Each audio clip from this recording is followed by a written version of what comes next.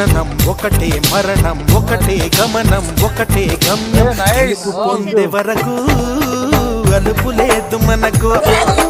బ్రతుకు అంటే గెలుపు, గెలుపు కొరకే బ్రతుకు.